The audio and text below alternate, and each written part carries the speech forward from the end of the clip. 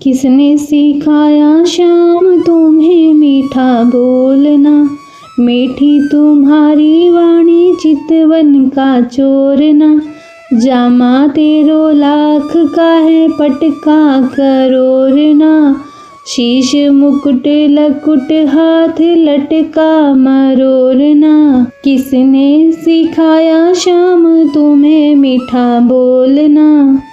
हरे कृष्णा। ओम नमो भगवते वासुदेवाय। आज इस वीडियो में आप सुनेंगे वैशाख मास महात्म की कथा अध्याय 5। महात्म सुनने से पहले सुनते हैं एक बहुत ही दुर्लभ कथा। मनुष्य जब कभी सत्कर्म करता है तो मानव का संचित पाप विघ्न डालने आ पहुंचता है। इस पाप के विनाश के लिए मंगलाचरण आवश्यक है। जब कोई मनुष्य बहुत अधिक भक्ति करता है तब देवगणों को इच्छा होती है और वे भी विघ्न उपस्थित कर देते हैं।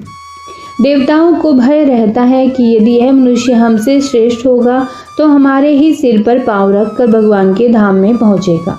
अतः देवताओं से प्रार्थना करनी आवश्यक होती है, हे देव, आप हमारे सत्कार्य में विघ्न उपस्थित ना करना। यही मंगलाचरण होता है और प्राय ग्रंथों की रचना करते समय उनकी सफलतापूर्वक समाप्ति के लिए आरंभ में कोई श्लोक, पद या मंत्र लिखा जाता है। इसी तरह किसी शुभ कार्य को शुरू करते समय मंगल कामना के लिए जो श्लोक, पद या मंत्र कहा जाता है उसे ही मंगलाचरण कहते हैं। एक बार श्री कृष्ण हस्तिनापुर में धर्मराज युधिष्ठिर की राजसभा में बैठे थे। तब एक ऋषि ने कहा कि शास्त्र में वर्णन है कि जब कोई मनुष्य परमात्मा का ध्यान करने बैठता है तब 1,00,000 पुरुष उसमें विघ्न डालने आ जाते हैं। भगवान की कथा सुनने और दर्शन करने की इच्छा होने पर 50,000 विघ्न पुरुष उपस्थित हो जाते हैं। दान की इच्छा होने पर 25,000 विघ्न आकर उसको रोकते हैं। गंगा स्नान को जाने पर 12,500 विघ्न पुरुष रुकावट डालते हैं। भीमसेन को ऋषि की बात पर विश्वास नहीं हुआ।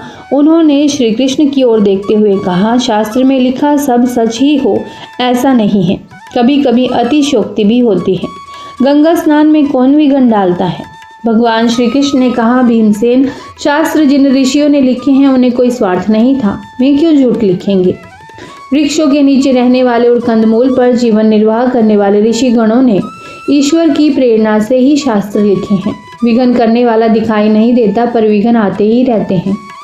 भीमसेन ने कहा, अच्छा मैं देखता हूँ गंगा स्नान में कौन विघ्न डालता है, जो भी विघ्न डालेगा मैं उसे मार डालूंगा। यह कहकर भीमसेन हाथ में गदा लेकर गंगा जी के तट पर जा पहुंचे। वे वहां 12 घंटे तक खड़े देखते रहे कि कोई विघ्न पुरुष तो नहीं आ रहा। भीमसेन के सामने लोग गंगा जी में स्नान करके जाते रहे। 12 घंटे बाद भीमसेन ने वापस आकर भगवान श्री कृष्ण से कहा, शास्त्र की यह बात झूठी है। मैंने स्वयं अपनी आंखों से देखा है कि गंगा स्नान में कोई विघ्न नहीं डालता है। भगवान श्री कृष्ण ने कहा, शास्त्र झूठा है ऐसा नहीं कहना चाहिए। तुम वहां 12 घंटे खड़े रहे, तुमने गंगा जी में स्नान किया ही नहीं। भीमसेन ने कहा, मैं तो वहां गदा लेकर विघ्न पुरुष का इंतजार कर रहा था। भगवान श्री कृष्ण ने पूछा, तुमने गंगा जी को प्रणाम किया? भीमसेन ने उत्तर दिया, नहीं, मैंने गंगा जी को प्रणाम नहीं किया। भगवान श्री कृष्ण ने कहा, तब तो शास्त्र की बात बिल्कुल सच्ची है। तुम्हारे जैसे वीर को भी किसी ने पकड़ कर रखा था, तभी तो गंगा तट पर 12 घंटे खड़े रहकर भी तुमने ना तो गंगा जी को प्रणाम किया और ना ही स्नान किया। सत्कर्म में विघ्न आते ही हैं, इसीलिए सत्कर्म के आरंभ में मंगलाचरण करना चाहिए। परमात्मा का सब कुछ मंगलमय है, इसीलिए मंगलाचरण में परमात्मा के ध्यान करने की आज्ञा दी गई है। श्रीमद् भागवत में 3 बार मंगलाचरण आते हैं। प्रथम स्कंद के आरंभ में व्यास जी का, भागवत के मध्य में सुखदेव जी का और समाप्ति में सूत जी का मंगलाचरण है। श्रीमद् भागवत के मंगलाचरण में व्यास जी कहते हैं, सत्यम परम धीमहि, अर्थात परमात्मा जो सबसे श्रेष्ठ है, प्रकाशमय है, सत्य है, उनका ध्यान हम कर रहे हैं। व्यास जी ने भगवान का ध्यान करने की आज्ञा दी है क्योंकि इससे अमंगल दूर होते हैं। उस अपनी स्वयं प्रभा ज्योति से सर्वदा और सर्वदा माया और माया कार्य से पूर्णतः मुक्त रहने वाले परम सत्य रूप परमात्मा का हम ध्यान करते हैं। महाभारत में भगवान व्यास जी ने मंगलाचरण इस प्रकार से किया है, नारायण नमस्कृते नरम चैव नरोत्तमं देवीं सरस्वतीं व्यासं ततो जयमुदीरयेत। नारायण यानी कि श्री कृष्ण, नर यानी कि अर्जुन, सरस्वती और स्वयं व्यास जी को नमस्कार है। रामचरितमानस के आरंभ में गोस्वामी तुलसीदास जी द्वारा भी मंगलाचरण किया गया है। भी हम लोग कथा सुनते हैं, सुनाते हैं, गणेश जी को नमस्कार करते हैं, उनका मंगलाचरण अवश्य ही करना चाहिए, क्योंकि सभी कार्यों में सबसे पहले गणेश जी की पूजा की जाती है। आइए अब सुनते हैं बैसाख मास महात्म का अध्याय 5। जय श्री गणेश। नारद, हे राजन, बैसाख मास सब धर्मों, तपो और मासों में श्रेष्ठ है। यह मैं तुमसे कहता हूँ कि जब युग समाप्त हो जाते हैं तथा प्रलय काल में भगवान अनेक से एक होकर सब जीवों को अपने उदर में समेटकर समुद्र में शयन करते हैं, तब इस प्रकार कल्प के बीतने पर वेद भगवान को जगाते हैं और भगवान अपने उदर में स्थित जीवों की रक्षा करते हैं तथा उन्हें अपने अपने कर्मों का फल देने के लिए सृष्टि के रचने का विचार करते हैं। उनकी नाभि से त्रिलोकी का आधार रूप स्वर्णमय कमल उत्पन्न होता है। उस कमल से विराट रूपी ब्रह्मा उत्पन्न हुआ। फिर सत्य, रज और तम उत्पन्न हुए और गुण, प्रकृति, मर्यादा तथा भुवनों के स्वामी रचे। फिर वर्ण आश्रम के विभाग पर धर्म की कल्पना करते हुए वेद, मंत्र, स्मृति, पुराण और इतिहास रचकर इनके प्रवर्तक ऋषि उत्पन्न हुए। अलग अलग वर्णों के धर्म निर्माण किए। प्रजा अपने धर्म में यथोचित लगी हुई है या नहीं, यह देखने के लिए साक्षात अंतर्यामी भगवान डर दिखाने और परीक्षा के निमित्त अवतार धारण कर स्वयं इस संसार में आए। वर्षा काल में कई कीचड़ में फंसकर यथोक्त धर्म कार्य नहीं कर सकते, शीत में वात आदि से दुखी होकर ठीक धर्म पर नहीं चल सकते, शरद ऋतु में ठंड के मारे प्रातःकाल नहीं उठते हैं, इससे बड़ा दुख होता है। इस कारण भगवान ने संपूर्ण पापों के निवारण के लिए बसंत ऋतु बनाई और यह ऋतु स्नान, दान, यज्ञ क्रिया और सब भोगों के लिए अनुकूल है।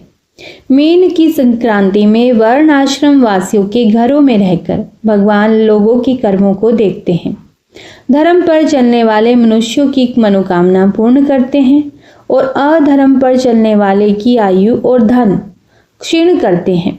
जो बैसाख मास में अच्छी तरह भगवान का पूजन करते हैं, अर्थात उन्हीं के रूप साधु महात्माओं की सेवा करते हैं, तथा जो अन्य महीनों में नहीं करते किंतु बैसाख मास में ही करते हैं, उनकी पूजा आदि को देखकर भगवान उनको क्षमा कर देते हैं।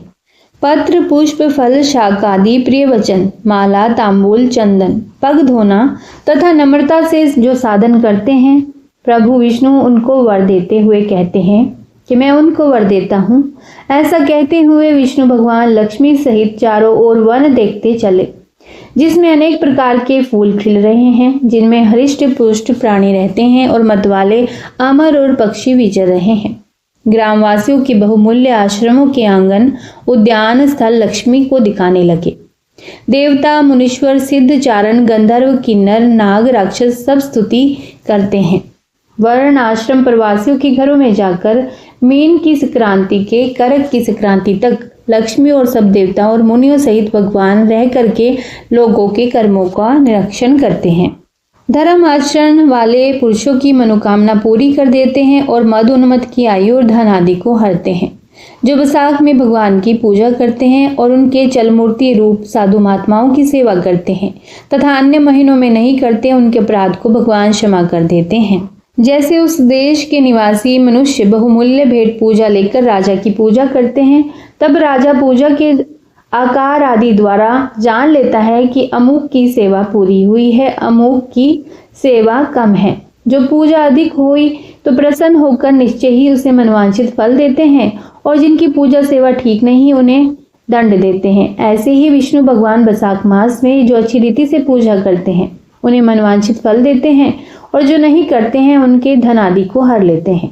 धर्म के रक्षक देव शारंग पाणी विष्णु भगवान इस मास में प्राणी की परीक्षा करते हैं, इसीलिए यह महीना सबसे उत्तम है। ओम नमो नारायण। बैसाख मास महात्म का अध्याय 5 संपन्न हुआ। प्रभु विष्णु की कृपा आप सभी पर सदैव बनी रहे।